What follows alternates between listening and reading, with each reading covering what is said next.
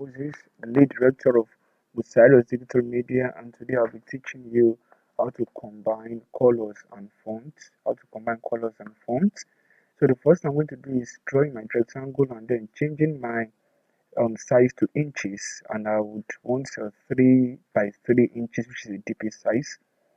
A 3 by 3 inches is a DP size, and now I have it a WhatsApp DP or an Instagram story. So I can zoom it and then make it a bit larger. Then I go to my text, I click my text, and I type my text. I would want, if she says, no, I don't think I want that. Okay, yes, if she says she means, that's cool. And I go for great vibes. I choose great vibes. Great vibes is a text I want. Okay, oh, sorry, my text is not selected. I go back to pick tool, and then I go back to great vibes. So I have it here, and the next thing is for me to break it. Control K is break, like I've told you, and then I have it sized up. And the next thing is for me to type no. That's the next test I'm going for, and I'm choosing Area Black font for it. Area Black font, and I enlarge it a bit to fit into what I want. So I think I have what I want now. I select everything together, try to put them into center, and then I want to draw a line. I need to draw a line, and this is the tool for drawing line. I come for 2-point line, and I draw my line, and I change the thickness to maybe 2.0 pt. You can see it's thicker, and duplicate, and I bring the line downwards. So duplicate is Ctrl D. So I can enlarge my text now. It's beginning to form something, right?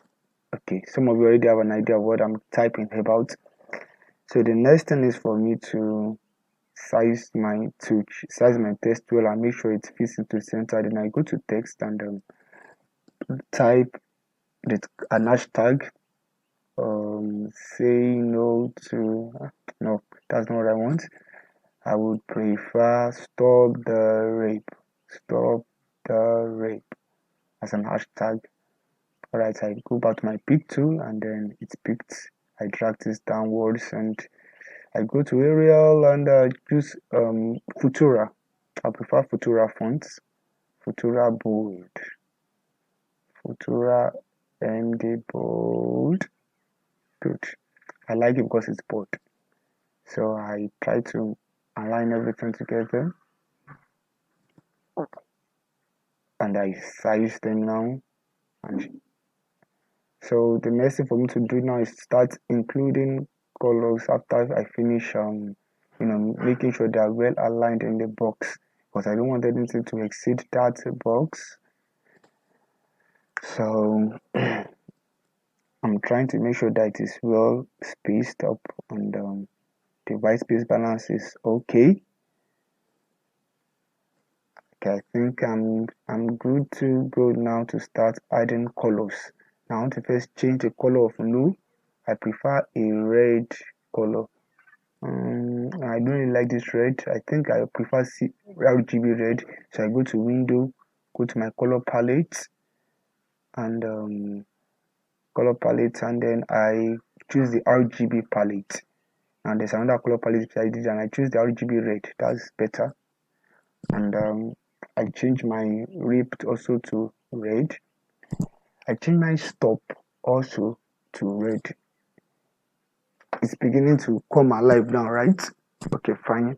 Very good. Now I need to do something with the background. I need a picture that would that would depict that image. I think I have one on my system, and I'll be dragging the picture to CorelDRAW. And now I'll be power clipping. To power clip inside the box, you right click on the image and drag into the box. You see power clip inside, you choose. Now power clip just means that the image is inside the box or the shape. So to edit it, I can either click that icon or double click. But I prefer double clicking on the triangle, and then I adjust the size to make sure that it fits into the box. It's only the thing within the box that will show. Anything outside the box will not show because it's a power clip. It is contained inside the box. So I try to make sure that I get exactly what I want, and it's beginning to look like it's now. It's beginning to form a shape, and I don't want to be that visible, so I draw a black box over it, and I transparent the black box by coming to the transparency tool. You will see the transparency tool here, and then I click on it so I can transparent it a little bit more. I want a little bit more. Okay, good. And then I think I'm okay with that. Now the next thing for me is to adjust the colors again. So the line, I change it to white. To change the color of lines, you have to right click. So I right click on white, changes to white. I change the second one to white, and then I click on my image, and then I click color white. Also on my text, I change my D to white, color white, and I change my hash to color white. Sorry, that's a mistake. To color white. Now it's beginning to look like something beautiful now. With just one more thing. I don't think I need my T in capital letter. So because it's different color from the rest, so there's enough contrast already. I change to small letter, and I have a beautiful design, a flyer for stop the rape movement, and then I export. Control E is export. Control E. Control E is export, and I choose where I want to. I type the name, and then I choose where I want to export it. I'm exporting it to my photos on desktop.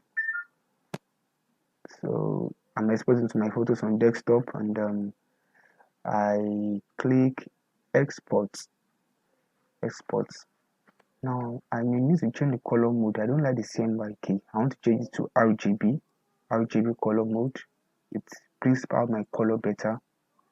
Now I love this, and I click OK, and so I have it exported to my folder. You're gonna see it now.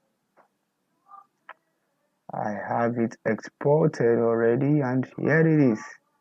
I may not be able to open this because my photos take a while to open, but that's it. So you can go back to your CorelDRAW and do as much designs as possible till I come your way again next time. I am Moses. Have a wonderful day.